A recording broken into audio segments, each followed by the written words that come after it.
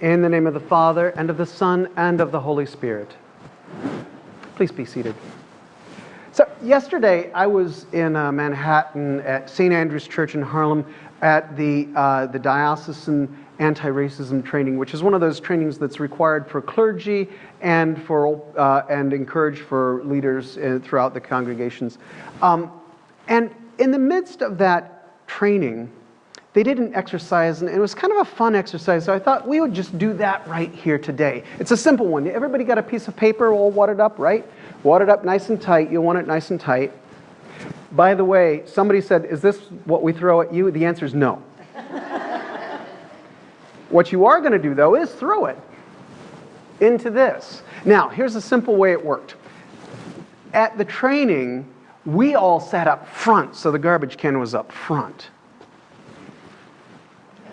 This is church, so nobody sits up front.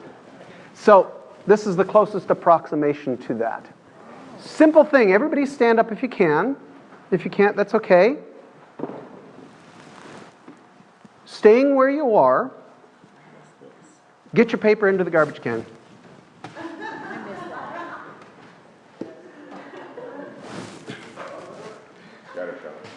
All right. Ooh, Jillian! Okay.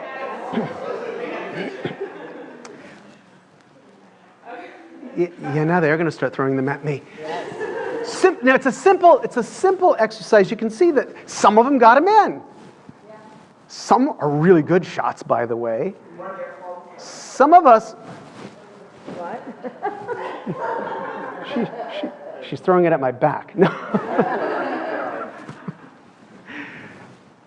But one of the issues is that it's not really fair, is it? Because, of course, Deb didn't even have to throw it, right? She's like, Jillian's like throwing it over Jeff, who's like 6'8", over him, and still made the basket.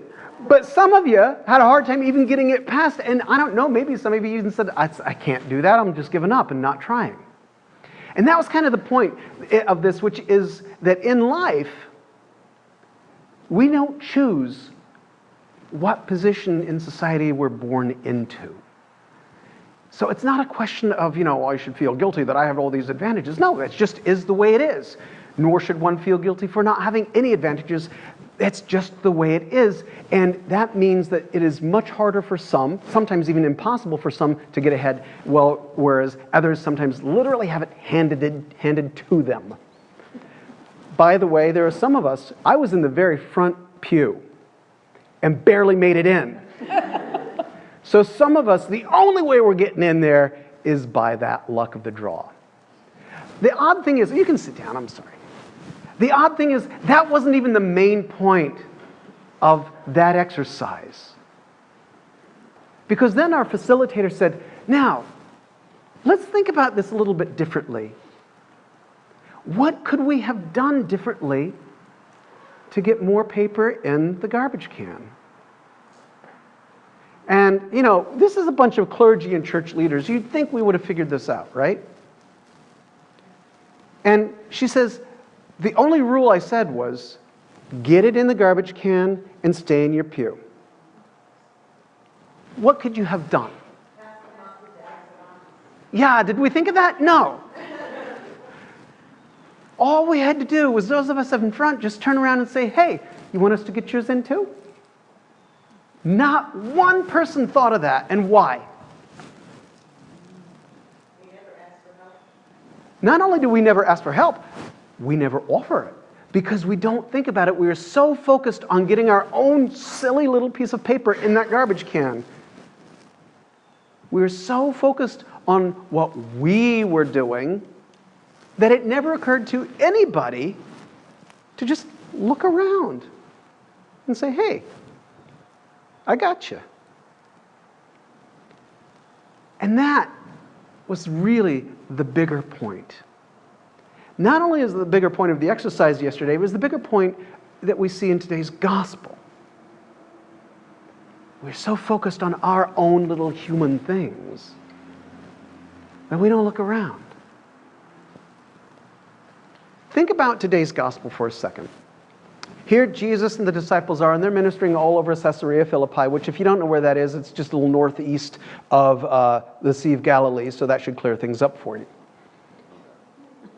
But there they are, wandering around, ministering here and there, and as they're walking around, Jesus stops and says, hey, you've had some time to meet people and talk. Who do people say I am? You know, and they say, oh, John the Baptist or Elijah or somebody else, you know, one of the prophets.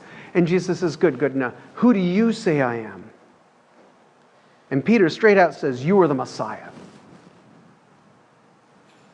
But just moments later, when Jesus is explaining to them his messianic role in which he will have to die, Peter takes him aside and says, don't say that, don't be messing around like that, you're scaring everybody. Here, we just said you're the Messiah, and now you're going to go throw it away? And Jesus says, get behind me, Satan. Now, we're pretty good at calling people Satan these days. It's just pretty easy. But in those days, you just didn't do that. That was no light thing. But he says, get behind me, Satan, because you are focusing on those little human things and not in the amazing, wondrous, glorious, divine things of God. The things that I am about as the Messiah. Because we are all about changing the entire relationship of humanity with God. And you're focused on this little thing of getting killed. This little human thing. Now, Peter probably thought that staying alive wasn't such a little human thing.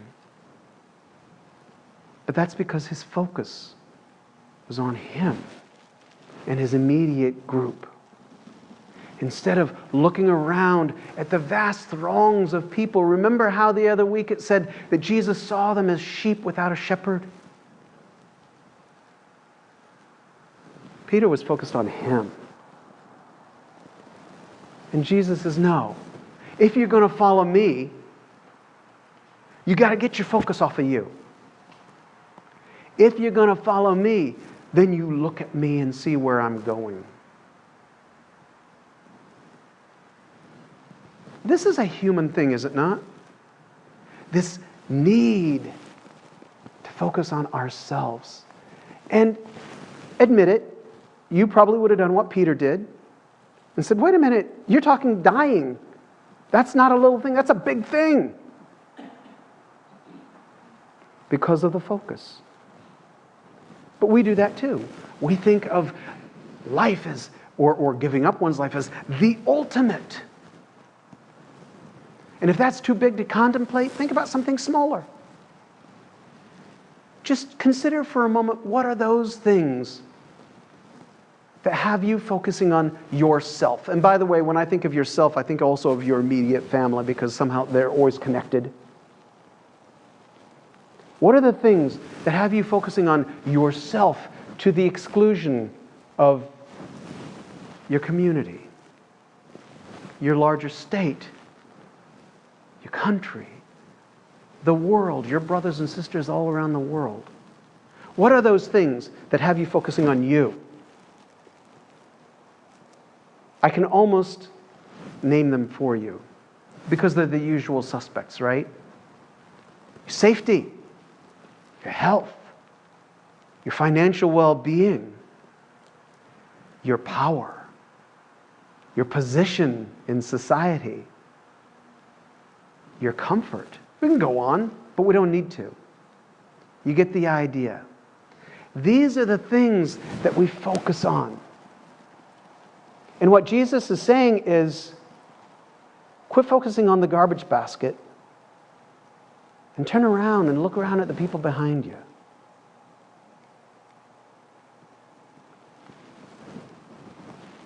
There are so many little human things that we focus on. James is focusing on just one, and boy, is it little. But it's one of those things that when we focus on that, we lose our focus on what God calls us to. James is focusing on the tongue. Doesn't get a lot smaller than that. But he says, unbridled, the tongue can cause incalculable harm. All it takes is one person to say, I'm going to say whatever I want, I don't really care what anybody else thinks, to start a fire. Now, James was not a person to exactly bridle his own tongue when he felt it was necessary.